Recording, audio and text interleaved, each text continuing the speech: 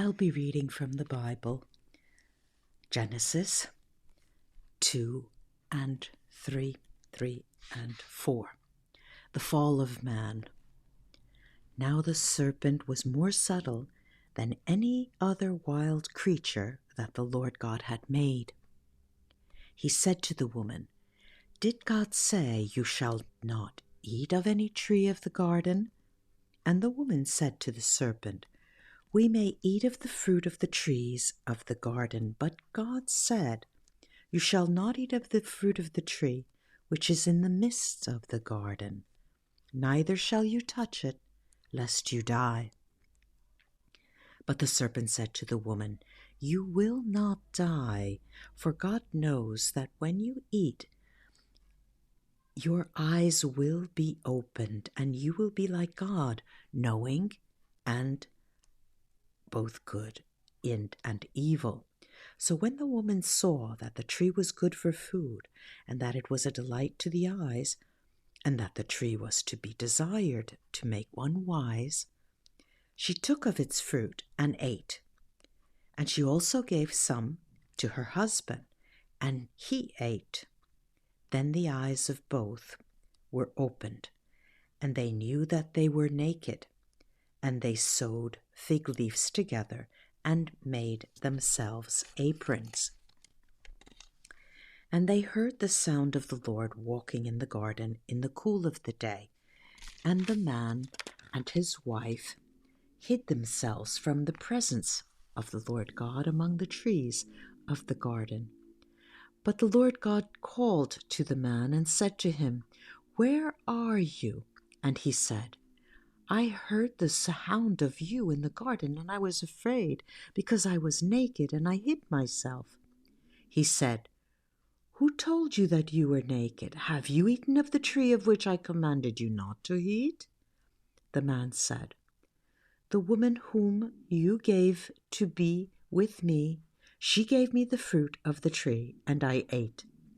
Then the Lord God said to the woman, "What is this that you have done?" The woman said, "The serpent beguiled me, and I ate." The Lord God said to the serpent, "Because you have done this, cursed are you above all cattle, and above all wild animals. Upon your belly you should go, and dust you shall eat all the days of your life. I will put enmity between you and the woman, and between your seed and her seed. He shall bruise your head, and you shall bruise his head." To the woman he said, "I will greatly multiply your pain in childbearing. In pain you shall bring forth children, yet your desire shall be for your husband, and he shall rule over you." And to Adam he said, "Because you have listened to the voice of your wife, and have eaten of the tree of which I commanded you, you shall not eat of it. Cursed is the ground because of you. In toil you shall eat of it all the days of your life. Thorns and thistles it shall bring forth to you, and you shall eat the plants of the field. In the sweat of your face you shall eat bread till you return to the ground. For out of it you were taken, you are dust, and to dust you shall return." The man called his wife's name Eve, because she was the mother of all living. And the Lord God gave for Adam and his wife garments of skins, and clothed them. Then the Lord said, "Behold, the man has become like one of us, knowing good and evil. And now, lest he put forth his hand and take also of the tree of life, and eat and live forever." Therefore the Lord God sent him forth from the Garden of Eden to till the ground for which he was taken. He drove out the man, and at the east of the Garden of Eden he placed the cherubim and a flaming sword which turned every way to guard the way to the tree of life. 4. Cain and Abel. Now Adam knew Eve his wife, and she conceived and bore Cain, saying, I have gotten a man with the help of the Lord. And again she bore his brother Abel. Now Abel was a keeper of sheep, and Cain a tiller of the ground. In the course of time, Cain brought to the Lord an offering of the fruit of the ground, and Abel brought some of the firstlings of his flock and of their fat portions. And the Lord had regard for Abel and his offering, but for Cain and his offering he had no regard. So Cain was very angry, and his countenance fell. The Lord said to Cain, Why are you angry, and why has your countenance fallen? If you do well, will you not be accepted? And if you do not do well, sin is lurking at the door. Its desire is for you, but you must first master it. Cain said to Abel his brother, Let us go out to the field. And when they were in the field, Cain rose up against his brother Abel and killed him. Then the Lord said to Cain, Where is Abel your brother? He said, I do not know. Am I my brother's keeper? And the Lord said, What have you done? The voice of your brother's blood is crying to me from the ground. And now you are cursed from the ground, which has opened its mouth to receive your brother's blood from your hand. When you till the ground, it shall no longer yield anything to you. It shall no longer yield to you its strength. You shall be a fugitive and a wanderer on the earth. Cain said to the Lord, My punishment is greater than I can bear. Behold, you have driven me this day away from the ground, and from your face I shall be hidden, and I shall be a fugitive and a wanderer on the earth, and whoever finds me will slay me. Then the Lord said to him, Not so. If anyone slays Cain, vengeance shall be taken on him sevenfold. And the Lord put a mark on Cain, lest any who came upon him should kill him. Then Cain went away from the presence of the Lord and dwelt in the land of Nod, east of Eden. Now I will go to Isaiah 58. Isaiah 58, a message that says, And the Lord will guide you continually and satisfy your desire with good things.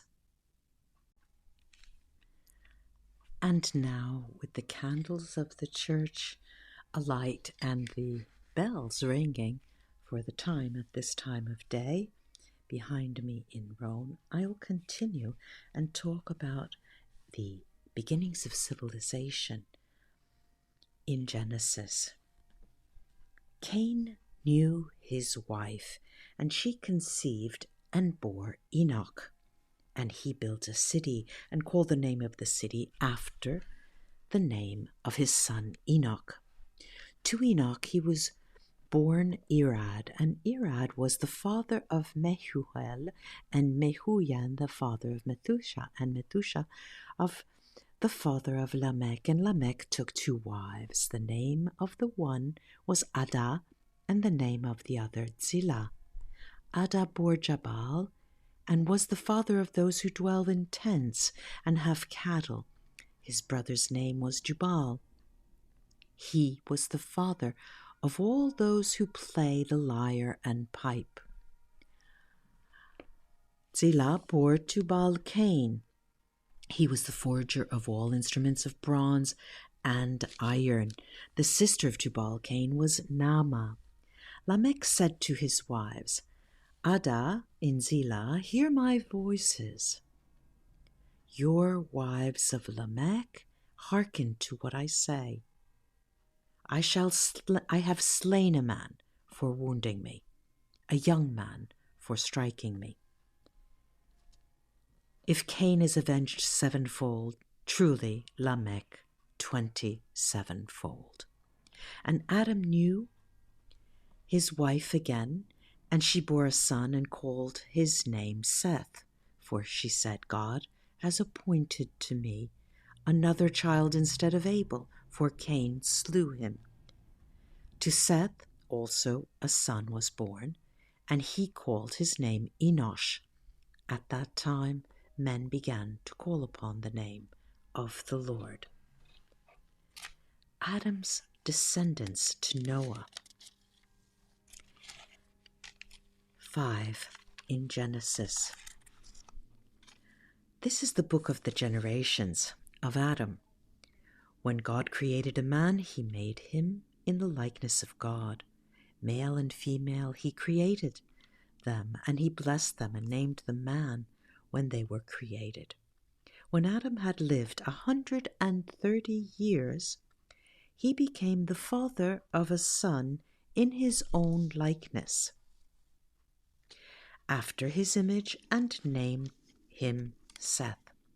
The days of Adam after he became the father of Seth were 800 years, and he had other sons and daughters. Thus all the days that Adam lived were 930 years, and he died. When Seth had lived 105 years, he became the father of Enosh.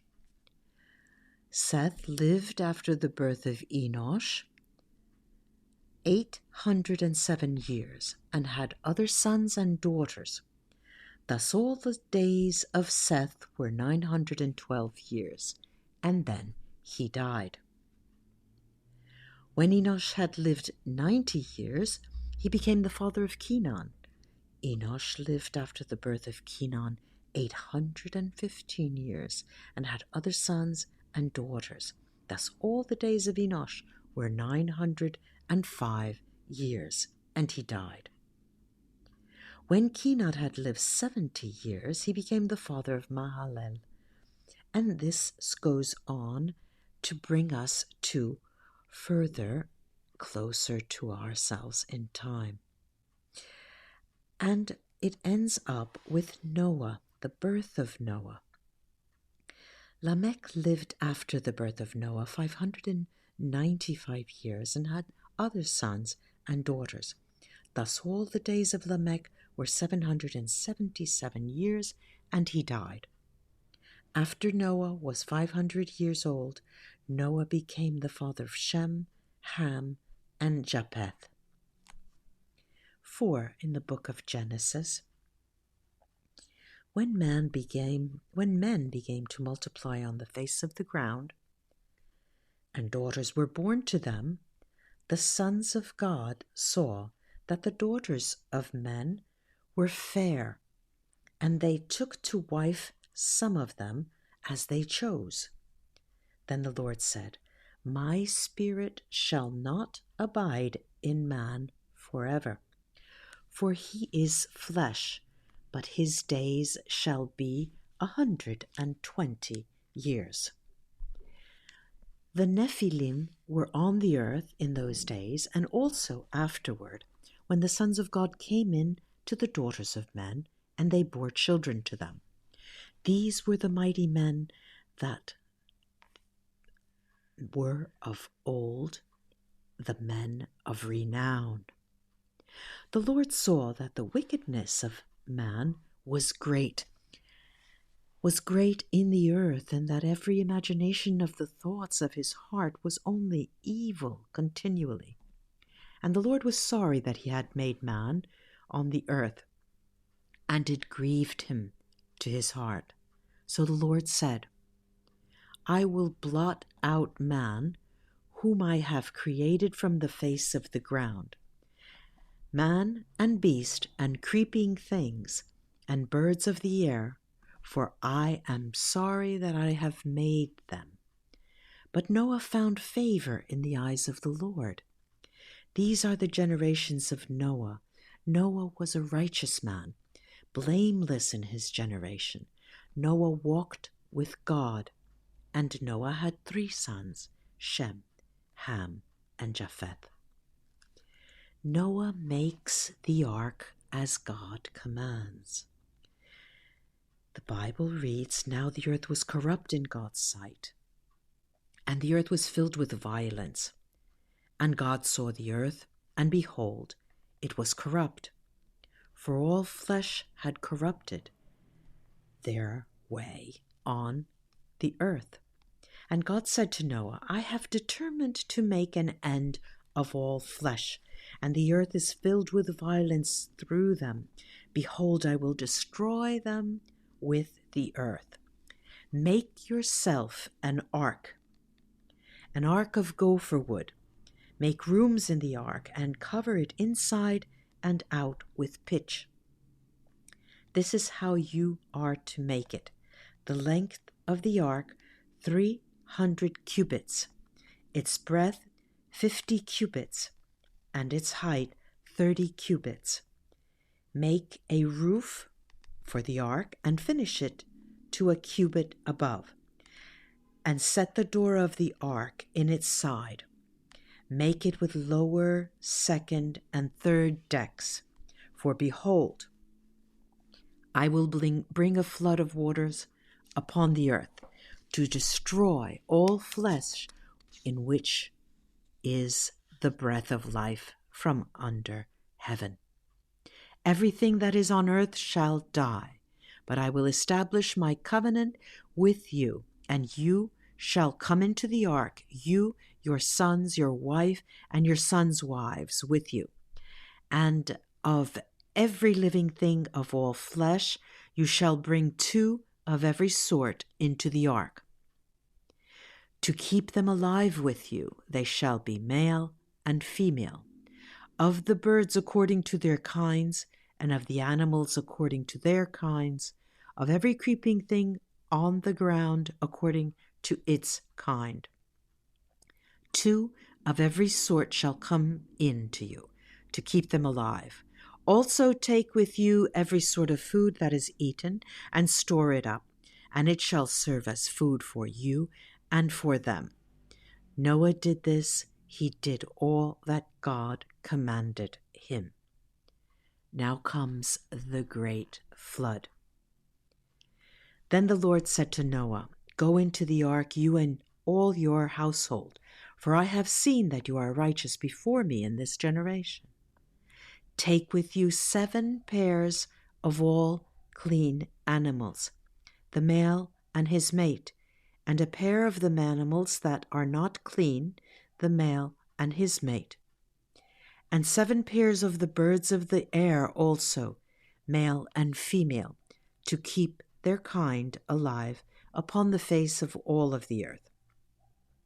For in 7 days I will send rain upon the earth, 40 days and 40 nights, and every living thing that I have made I will blot out from the face of the ground. And Noah did all that the Lord had commanded him. Noah was 600 years old when the flood of waters came upon the earth. And Noah and his sons and his wife and his sons' wives with him went into the ark to escape the waters of the flood, of clean animals and of animals that are not clean, and of birds and of everything that creeps on the ground. 2 and 2, male and female, went into the ark with Noah, as God had commanded Noah. And after 7 days the waters of the flood came upon the earth. In the 600th year of Noah's life, in the 2nd month, on the 17th day of the month, on that day all the fountains of the great deep burst forth, and the windows of the heavens were opened.